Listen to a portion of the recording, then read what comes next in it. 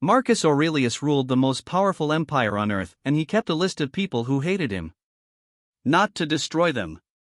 To learn from them. Because he understood something most men never figure out: the people who want to see you fail are paying closer attention to your weaknesses than anyone who loves you ever will.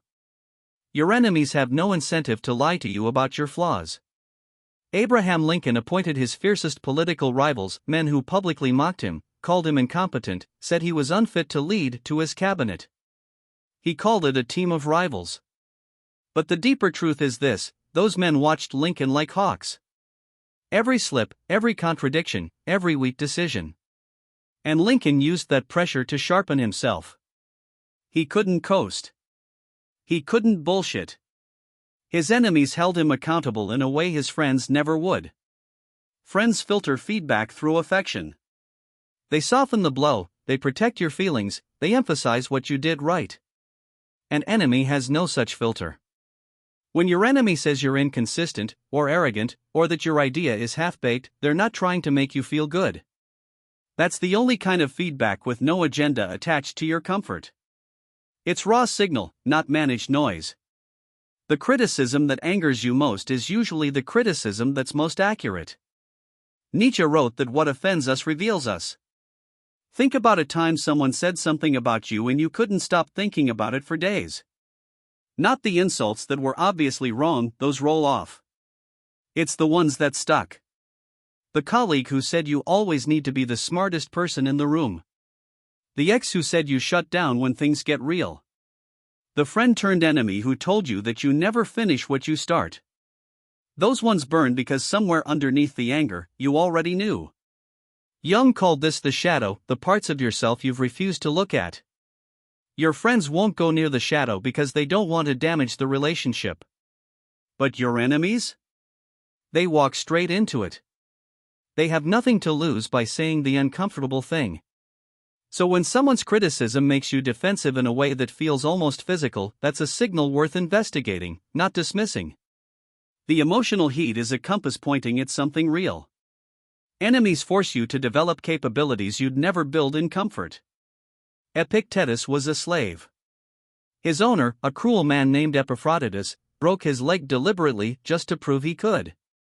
Epictetus looked at him and said, "You are going to break it." The leg broke. Epictetus said, "Did I not tell you that it would break?"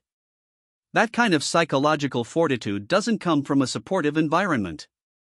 It comes from being tested by someone who genuinely wants to see you fail. Stoicism itself wasn't built in a library. It was forged under pressure: exile, slavery, war, loss.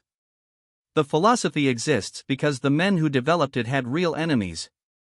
Comfort optimizes for the present. Adversity optimizes for survival. When someone is actively working against you, trying to undermine your reputation, block your progress, expose your weaknesses, you are forced to develop resilience, strategy, and self-awareness that no mentor, no course, no supportive community can manufacture. The enemy is, in a perverse way, one of your most effective coaches. He's stress testing you in real time. Your friends tell you who you want to be. Your enemies tell you who you actually are. Tolstoy had a complicated friendship with Turgenev, two of the greatest Russian writers of the 19th century. At one point they nearly dueled. Turgenev, as a rival, saw things in Tolstoy that Tolstoy's admirers couldn't: the arrogance, the moral rigidity, the way Tolstoy's public saintliness sometimes masked private cruelty. Tolstoy's supporters saw a genius and a prophet. His rival saw a contradictory man. The rival was closer to the truth. Late in life, Tolstoy wrote extensively about his own hypocrisy, essentially confirming the critique his enemies had been making for decades. The people in your corner have a vested interest in your self-image staying intact. It keeps the relationship smooth. But your rivals see you from the outside, without the warm filter of loyalty. They see the gap between how you present yourself and how you actually behave. That gap is where your real work is. Not the work your mentors give you. The work your critics are already clocking.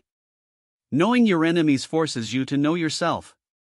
Sun Tzu said, "Know your enemy and know yourself and you will not be imperiled in 100 battles." But here's what gets missed: you can't fully know yourself without an enemy to act as a mirror. The self-sufficient man, the one who thinks he's got it figured out, who's surrounded himself with people who agree with him, is actually the most vulnerable. He's built a feedback system designed to confirm his existing beliefs. He has no external pressure testing his assumptions. The introvert who never lets anyone close, the high achiever who surrounds himself with yes men, the empath who cuts off anyone who challenges him, these men are flying blind. They've eliminated the only feedback loop that doesn't have their comfort as a priority. Self-knowledge isn't built through introspection alone. It's built through friction. Your enemies create friction. And friction, over time, reveals what you're actually made of, not what you hope you're made of. Machiavelli understood this. The prince who faces no opposition never truly knows his own strength. The man who has no enemies has probably never stood for anything significant. Or he's made himself so small, so agreeable, so unthreatening, that no one bothered to push back. That's not peace. That's invisibility. Here's what we covered. 1. Your enemies give you unfiltered feedback, no agenda attached to your comfort, just raw signal. 2. The criticism that makes you most defensive is usually pointing at something real, something in your shadow that your friends won't touch. 3. Adversity from real opposition builds capabilities that no supportive environment can manufacture. The enemies in your life aren't just obstacles. They're data. They're pressure. They're the mirror that shows you what you actually are, not what you want to believe you are. Marcus Aurelius kept his critics close not because he was masochistic, but because he was serious about becoming better.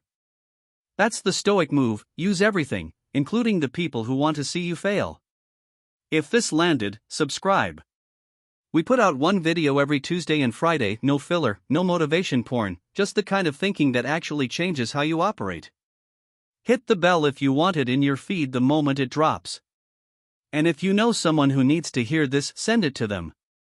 That's how this channel grows.